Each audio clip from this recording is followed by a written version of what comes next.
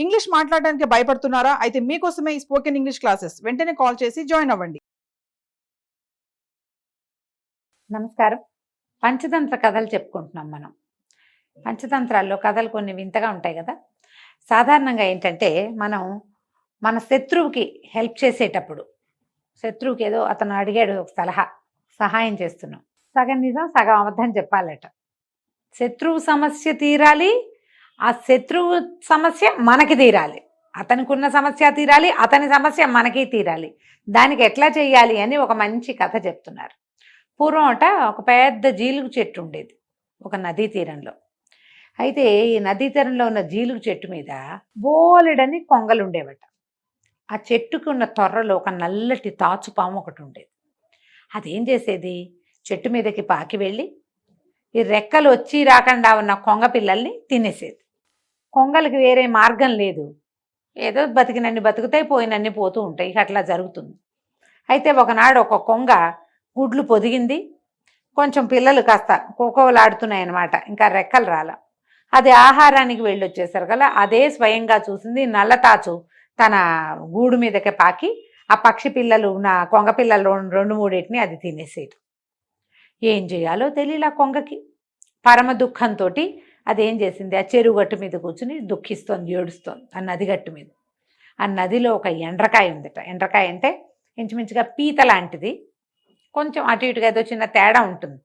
దానికి ఇంగ్లీష్ పేరైతే వేరే తేడా ఉంది, మనం ఇలాగే పీతని అలాగే చెప్పుకుంటాం, కొంచెం పెద్దదనమాట.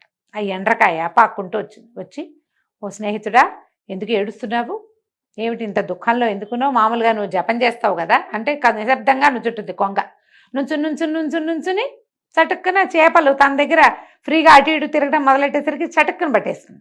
నువ్వు జపం చేసుకునేవాడివి, జపం చేయకుండా దుఃఖిస్తున్నావేమిటి అనేసరికల్లా ఆ కొంగ ఇంకా పరమ దుఃఖంతో, ఓ స్నేహితుడా, నేను ఎంతో దురదృష్టవంతుణ్ణి, ఈ దౌర్భాగ్యుడి పిల్లలు నాగుపాముతోటి తినివేయబడ్డాయి, త్వరలో ఉన్న ఒక పాము మా పిల్లల్ని తినేస్తోంది, ఇవాళ ఆ దురదృష్టం నాకు పట్టింది, నా పిల్లల్ని తినేసిందో అని వలవల ఏడ్చింది కొంగ.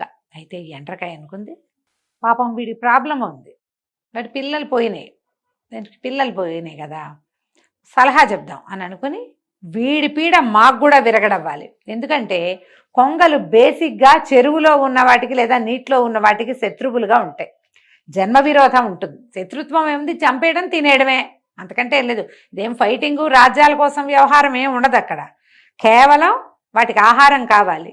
కాబట్టి ఈ చెరువులో ఉన్నటువంటి చేపలు, పీతలు, నత్తగుల్లలు, ఎండ్రకాయలు, తాబేళ్లు, కొండకచో వీటన్నిటికీ కొంగ బేసిక్ శత్రువుగా ఉంటుంది. దీని పీడ కూడా విరగడవ్వాలని ఏమందంటే, ఓ స్నేహితుడా, నువ్వు ఎందుకు ఇలా బాధపడద్దు, ఓ పని చెయ్యి, దూరంగా అడవిలో ఆ పొదల దగ్గర ఒక ముంగిసి ఉంటుంది, నువ్వేం చేస్తావంటే కొన్ని చేపలు పట్టుకుపోయి ముందు నీ చెట్టు దగ్గర మొదలుపెట్టి ముంగీస బొరియదాకా వేసుకుంటూ వెళ్ళి, అవిట బొరియలు చేసుకుని ఉంటాయి పొదల్లో, అక్కడ పడుకుంటుంది. అది చల్లగా ఉండటం కోసం భూమికి చెట్లకి మధ్యలో ఖాళీ స్థలాల్లో ఇరుక్కుని అలా బొరిలాగా చేసుకుని ఉంటుందన్నమాట.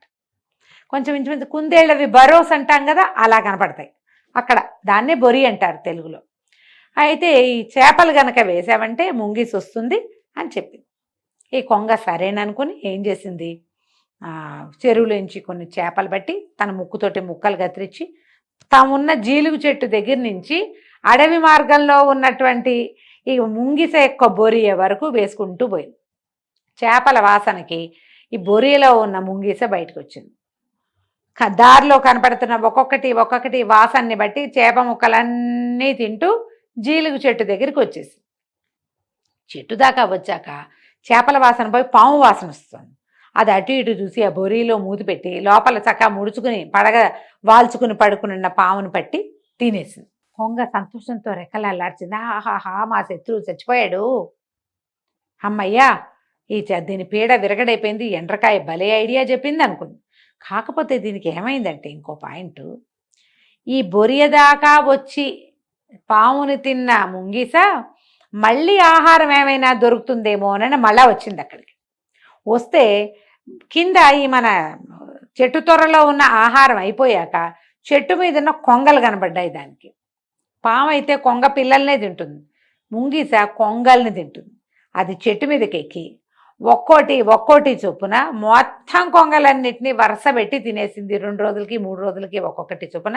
ఆహారం దొరకనప్పుడల్లా ఇక్కడికి రావటం, ఆ కూర్చునున్న కొంగల్లో ఏదో ఒకదాన్ని పట్టుకుని తినేసేయటం. కొంగ ఎగిరిపోతుంది కదండి అంటారు. ఎగిరిపోయే పరిస్థితిలో ఎగిరిపోతుంది. తప్పించుకునేవి తప్పించుకుంటాయి, దొరికిపోయినవి దొరికిపోతాయి. అట్లా ముంగిస ఈ నది ఒడ్డున ఉన్నటువంటి చెట్టు మీద ఉన్న కొంగలన్నిటినీ ఖాళీ చేసేసింది. చాలా మటుకు తిన్నది. మిగిలిన కొంగలు ఓ నాయనో ఇక్కడే ఉంటే ఈ ముంగిస ప్రతిరోజు వస్తుందిరా దేవుడా అని అక్కడి నుంచి లేచకపోయినాయి. మొత్తం వెళ్ళిపోయినాయి అవతలకి. చెట్టు ఖాళీ. ఆ చెరువులో ఉన్న చేపలకు కానీ, ఎండ్రకాయలకు కానీ, పీతలకు కానీ, తాబేళ్లకు కానీ ఇంకా కొంగ భయం అన్నది లేకుండా పోయింది. కొంగలు వచ్చేవి కాదు, ఎందుకంటే ఇక్కడ ముంగిసి తిరుగుతుంది. కొంగలు కనపడితే అది మీద పడుతుంది. ఎందుకు వచ్చింది ప్రమాదం? ఏవి రావు అక్కడికి. హాయిగా ఊపిరి పీల్చుకునే చేపల మందారిని మనం పెరగచ్చని. ఇప్పుడు చూడండి, ఎండ్రకాయ ఐడియా ఏం చేసింది? ముందు కొంగకి సలహా చెప్పింది దాని సమస్య తీరటానికి. తన పిల్లల్ని తిన్న శత్రువుని సంహరించడానికి సలహా చెప్పి ప్లస్ అయ్యి వాళ్ళ కొంగకి, ఆ తర్వాత కొంగల సమస్య తమకి తీరిపోయేలాగా ప్లాన్ చేసింది. ఒకటే విషయం, దాంతో ఈ సమస్య కూడా తీరిపోయింది. తెలివిగా చేసింది కదా. ఇలాంటి ఐడియాతోటి మన శత్రువుని నిర్మూలించాలి. మనకిప్పుడు అలాంటి శత్రుత్వాలు అవి లేవు కదండి. ఏవో జనరల్గా ఓ ప్రాబ్లం తీరుతూ, ఎవరికైనా ప్రాబ్లం తీరుతూ, దాంతోపాటు మన ప్రాబ్లం కూడా సాల్వ్ అయ్యేలాగా స్వామి కార్యం స్వకార్యం రెండూ తీరేలాంటి ఐడియాస్ వేయండి. వాళ్ళ ప్రాబ్లం తీరడంతో పాటు మన ప్రాబ్లం కూడా, మనకి వీళ్ళ వల్ల ఉన్న ప్రాబ్లం కూడా తీరిపోవాలి. ఇలా ఆలోచించమని విష్ణు శర్మ గారు రాజకుమారులకి తెలియజేశారు. ఇలాంటి కథలు ఏమైనా చెప్తూ దీని మీద కనుక కొంచెం డిస్కస్ చేసి మనం విస్తారంగా కనుక పిల్లలకి చెప్పగలిగామంటే వాళ్ళ బ్రెయిన్లో కొత్త ఐడియాలు వస్తాయి. సమస్యలు తీరే రకంగా ఆలోచించగలుగుతారు. వాళ్ళని ఆలోచింపచేయటానికే ఇలాంటి కథలు చెప్పబడ్డాయి. కాబట్టి ఈ కథని మీరు సీప్ చేసుకోండి బాగా. ఇదే కథని పిల్లలకి చక్కగా అందించండి. కథ కంచికి మనం ఇంటికి.